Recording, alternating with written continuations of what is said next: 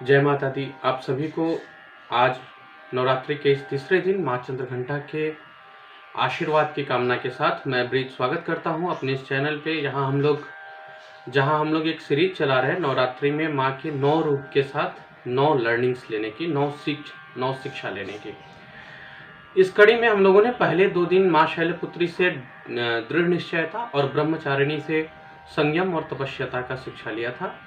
आज तीसरे दिन हम लोग माँ चंद्रघंटा के स्वरूप से जानेंगे और माँ चंद्रघंटा के कुछ सीख को समझने की कोशिश करेंगे इस वीडियो में। ये वीडियो का जो पूरा 9 कड़ी है, अगर इसे हम ध्यान से कर ले तो ऐसा मेरा विश्वास है कि हमारे जीवन में काफ़ी कुछ सकारात्मक बदलाव ला देगी। इसी उम्मीद के साथ मैं प्रारंभ करता हूँ अपना ये आज का सीरीज। और जिनसे पिछला 2 सीरीज मिस हो गया हो वो डिस्क्रिप्शन में मैं लिंक दे दूंगा, आप वो दोनों सीरीज को जाए और उस दोनों सीरीज को ध्यान से देखें, तभी ये पूरा का पूरा जो मेरा सीरीज है ये डेफिनेटली हम सभी के लिए लाभदायक होगा। माता रानी से इस प्रार्थना के साथ कि ये सीरीज जितने लोग देख रहे हैं, आप और हम दोनों के ही जीवन में सकारात्मक कुछ बदलाव आए।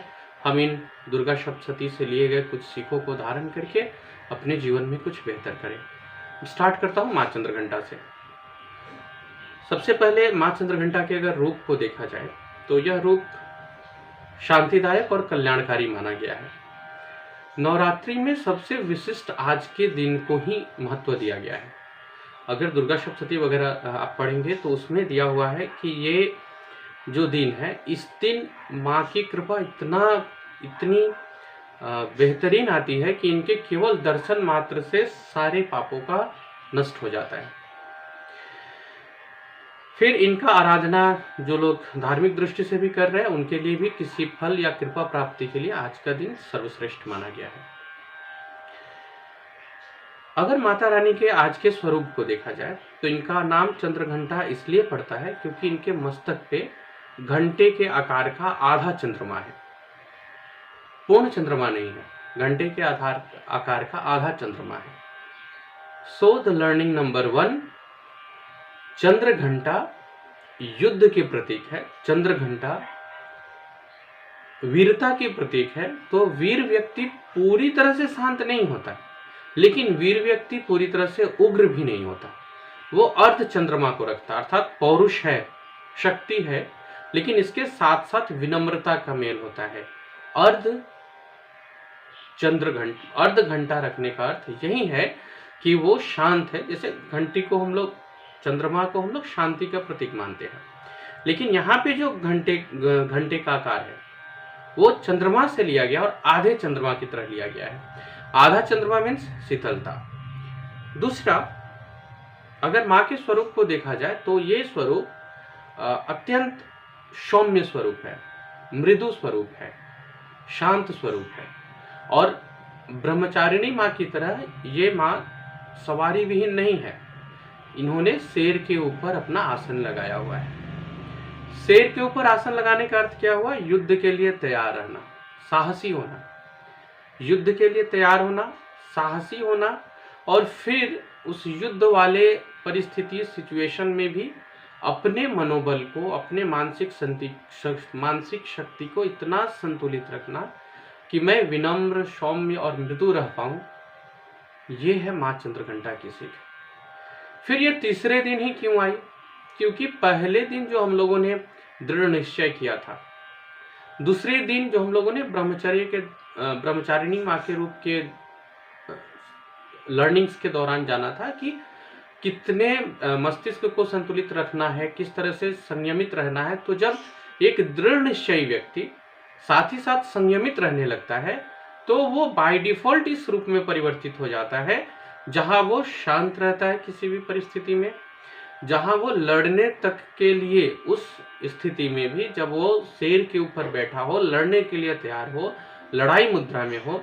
जैसे आप माँ के इस रूप को देखेंगे तो 10 हाथ में सारे शस्त्र सज्जित है, अर्थात लड़ाई वाली मुद्रा में भी वो शांत और विनम्र रहता है। अब मैं इसको कनेक्ट करता हूं एक उदाहरण के साथ। जैसे सिविल सर्विस एस्पायरेंट्स जिसने डिटर्मिनेशन के साथ स्टार्ट किया, अर्थात पहले दिन का कर्तव्य पूरा किया, माँ शैलपुत्री की जो शिक्षाएं थी, दृढ़ निश्चय रहना, इस कर्तव्य को पूरा किया। शिक्षा नंबर 2 जो ब्रह्मचारिणी माँ से हम लोगों ने लिया था, संयमित रहना और उस लक्ष्य के प्रति ही इतना ज़्यादा फोकस्ड हो जाना कि सारे के सारे काम उस लक्ष्य को पाने के लिए करना, उसके सामने आने वाले लालच मोह माया से मुक्त होना, उस लालच से प्रभावित नहीं होना। और जब इन दोनों का समन्वय हो जाए तो ये तो बाय डिफॉल्ट प्रोडक्ट जो होगा वो यही होगा कि वो हर परिस्थिति में, युद्ध के परिस्थिति में भी शांत, सौम्य और मुस्कान के साथ रहेगा। जैसे एक सिविल सर्विस एस्पायरेंट्स जो तैयारी कर रहा है, उसने दृढ़ निश्चयता के साथ तैयारी में कूदा अपना 100% देने के लिए। फिर जितना उनको जान पाया, जितना उन्हें लगा कि जिस जिस प्रकार की संयम बरतने हैं, उन्होंने उस संयम को भी बरता। अब जब वो एग्जाम लिखने जा रहे हैं, जब वो परीक्षा लिखने जा रहे हैं, तो उनके चेहरे पे आप तनाव, निराशा ऐसा देख ही नहीं सकते, क्योंकि एक तो उनके पास डिटर्मिनेशन की शक्ति है, दूसरा उन्होंने प्रैक्टिकली भी खुद को संयमित रख के पढ़ाई की है, खुद को और एस्पायरेंट्स से अलग रखा है। तो ऐसे लोग उस एग्जाम वाले पीरियड में भी, एग्जाम वाले टाइम में भी खुद को शांत रखते हैं। पॉकेट में एडमिट कार्ड, हाथ में कलम, और इन सब के बावजूद even after getting question papers, उनके प्रश्न पत्र मिलने के बाद भी वो एकदम सौम्य और मृदु दिखते हैं। हम लोगों ने अपने लाइफ में भी कई ऐसे उदाहरण से हम लोगों मिले। जैसे एक उदाहरण क्रिकेट जगत से महेंद्र सिंह धोनी का आता है, वीरता के उस शिखर पे, और वो कैसी भी परिस्थिति हो खुद को कितना कूल एंड काम रख पाते थे। फिर हम लोगों ने अपने प्रशासनिक क्षेत्र में कई ऐसे प्रशासक को देखा, कई ऐसे डीएम्स की कहानियां हम लोगों ने पढ़ा जो कितनी भी बुरी परिस्थिति में कितने अच्छे तरह से खुद को कूल एंड काम रख पाते थे। तो अगर मैं महेंद्र सिंह धोनी की ही बात करूं, जितना हम लोग उनको कहानियों और प्रेस मीडिया के जरिए जान पाया, उस हिसाब से महेंद्र सिंह धोनी ने भी अपने जीवन में एक डिटर्मिनेशन किया था। कितना कह सकते हैं समर्पित थे, और कितने दृढ़ निश्चय थे कि उन्होंने अपने सरकारी जॉब को छोड़ दिया था। और उसके बाद एक क्रिकेटर्स के लिए जो जो चाहिए होगा उन्होंने उन सारी चीज़ों को पार किया।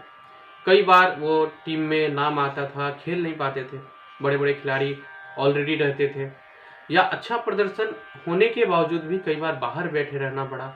लेकिन इन सारे परिस्थितियों को झेलते हुए इन्होंने जो अपने ब्रेन को संतुलित रखा, ये उसी का प्रोडक्ट था कि जब अंतिम बॉल पे भी वो 6 रन मारते थे, या कितने ही मैचेस में जब भारत का पलड़ा हल्का होता था, वो काफी इजीली आते थे, कूल एंड काम, और मैच जिता के जाते थे। आज इस तीसरे दिन हम इसी सीख के साथ के दृढ़ निश्चयी और संयमित होने के चीज को हम धारण करें, और उसके साथ साथ अगर ये क्वालिटी हमारे पास आ जाए, जो कि बहुत आसान हो जाती है पिछले 2 स्टेप को अपनाने के बाद, अगर ये क्वालिटी आ जाए कि हम किसी भी परिस्थिति में खुद को शांत रख पाए, हमारा मानसिक संतुलन सही रहे, तो फिर हमारे जीत की संभावनाएं काफी बढ़ जाती है। फिर यहाँ से एक नए, हमारे अंदर ही एक नए रूप का सृजन होता है, हम ही एक नए रूप में कन्वर्ट होते हैं।